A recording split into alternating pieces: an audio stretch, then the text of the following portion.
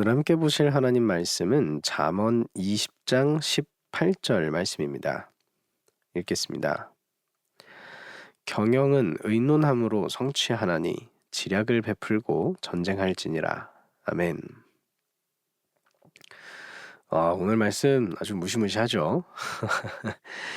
전체적으로는 계획의 중요성 이런 것들을 이제 얘기하지만 그 뒤쪽을 보시면 그 계획이 전쟁을 위한 계획인 것처럼 이제 얘기를 하고 있다 보니까 이게 결론이 전쟁으로 가니까요. 이게 이러면서 이제 오싹한 그런 말씀으로 보입니다. 저는 그걸 조금 느꼈고요. 일단은 이 말씀에서 몇 가지를 좀 짚어보면서 이렇게 살펴봐야 될 것 같은데, 첫 번째로는요. 오늘 말씀해 보시면은 "지략을 베풀고"라고 이렇게 해석이 돼 있잖아요.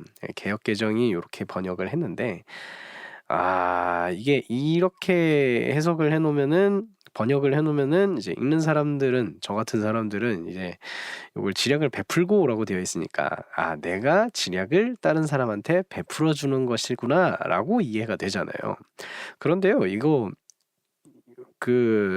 좀 이상해 가지고 다른 번역들을 좀 찾아봤어요.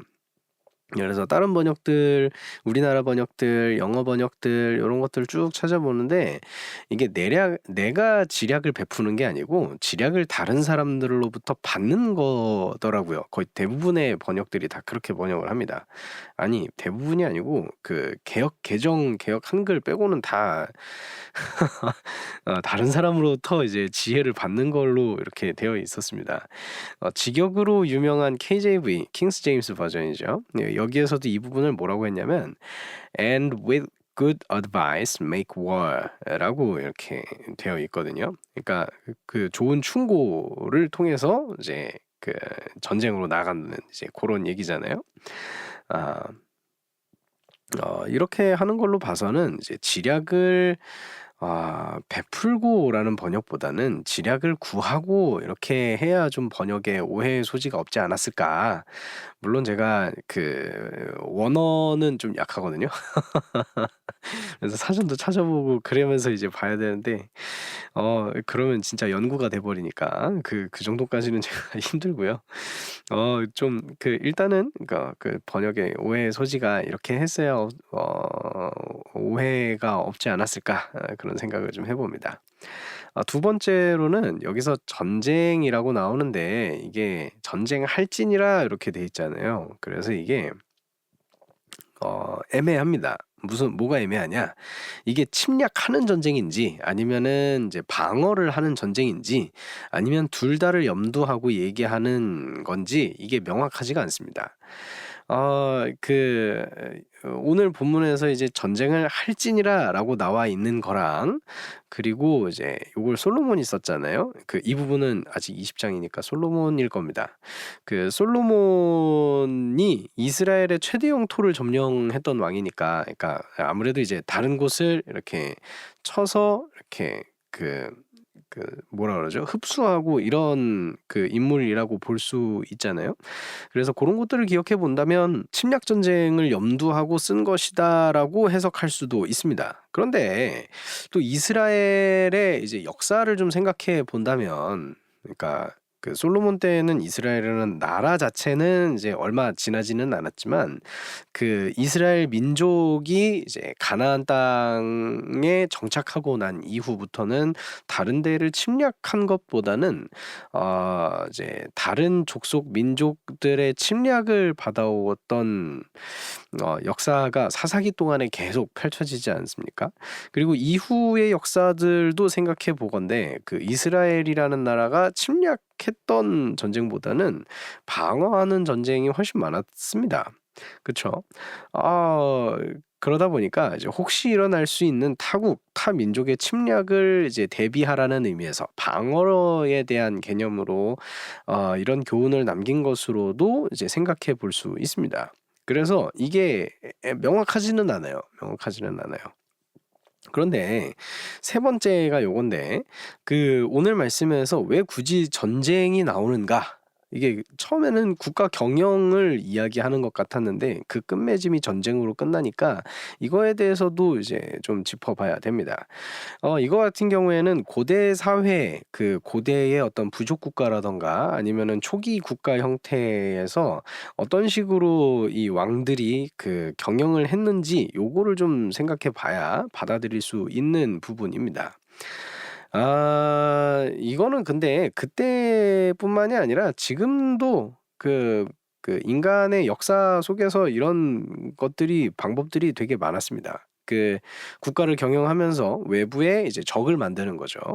외부에 적을 만들고 그걸 이제 목표 삼아서 이제 나라 내부에 이제 결속을 다지고 이거를 이제 적이니까 이제 거기를 이제 침략하는 혹은 이제 어떤 이 사람들을 적으로 상정하고 세워놓은 목표를 실행함으로써 이제 내부의 위험 요소를 배출하기도 하고 만약에 이제 요것들이 이제 침략이라면 침략하는 전쟁을 벌이는 거라면 외부의 자원을 이렇게 뺏어옴으로써 이제 나라의 부를 축적할 수 있는 이제 그런 일들이 되잖아요. 그래서 이게 현재를 좀 생각해 봐도 참 씁쓸하죠.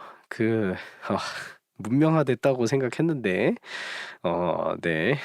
현대 사회에서도 이런 일이 일어납니다. 그래도 그 요즘 이제 많이 우리가 보게 되는 거지만 그래도 이제 고대 사회를 생각하고 다시 보면 그래도 횟수 자체는 좀 드물다고 볼 수 있습니다. 근데 고대로 가면 고대로 갈수록 이런 일들이 훨씬 빈번했습니다. 거의 뭐 주기적으로 연례 행사처럼 일어났었던 일이 이런 그 외부에 이제 전쟁을 벌이거나 아니면 침략에 맞서거나 이제 이런 것들이었죠. 그래서 고대 사회에서의 전쟁이라는 것은 어떤 우리가 생각하는 것만큼의 엄청난 멸망전, 이게 우리나라 역사에서는 이제 멸망전을 했었지만 고대 사회에서의 전쟁은 어떤 연례 행사처럼 치러지는 것이었고 국가를 경영하기 위해서는 당연히 염두하고 준비해야 되는 일이었던 겁니다. 요렇게 이해를 하고 오늘 말씀을 보게 된다면 그 경영을 얘기하면서 전쟁을 언급하는 게 왕의 입장에서는 그렇게 특별한 일은 아니었다라고 볼 수 있는 것이죠. 자, 요렇게 세 가지를 좀 먼저 짚어봤습니다. 요렇게 하고 나니까 사실 오늘 말씀이 쭉 하고 해석이 되는 것 같아요. 전쟁을 일으키는 일이든 아니면 대비하는 일이든 이거를 그냥 할 수는 없습니다. 그러니까 생각을 해야 되고 계획이 필요하고 전략도 세워야 되죠. 이런 그 국가 단위의 일에서는 한 사람의 머리로는 한계가 있을 겁니다. 그러니까 왕의 입장에서는 다른 신하들과 의논도 많이 해야 되고 지혜도 많이 구해야 되고 그런 것들이 소통이 필요한 것이죠. 독재를 하면서 이제 한 사람의 지혜로 그거를 이끌어 가다 보면 생각 없이 계획 없이 기획 없이 그런 것들을 하다 보면 나라가 망할 수밖에 없을 겁니다. 그리고 그 방금 이제 오늘 말씀은 이제 국가 경영 그리고 뭐 전쟁 이렇게 엄청나게 큰 대단위의 일들을 말씀드렸지만 그런 것뿐만이 아니라 아무리 사소한 일이라도 이러한 것들은 적용이 된다고 생각합니다. 사소한 일 그러니까 내 개인적인 일을 하든지 아니면은 그 규모가 좀 작은 그 국가까지 가지 않더라도 기업이라던가 가정이라던가 이런 일들을 한다고 하더라도 지혜가 모이고 지략을 강구한다면 어떤 일을 하더라도 훨씬 효율적으로 할 수 있고 그래서 그냥 하는 것보다 훨씬 더 큰 성취를 이룰 수 있게 될 것입니다. 지혜를 구하고 지략을 모아서 어떤 일을 하든지 좋은 기획과 경영을 할 수 있는 제 스스로가 될 수 있기를 소망합니다.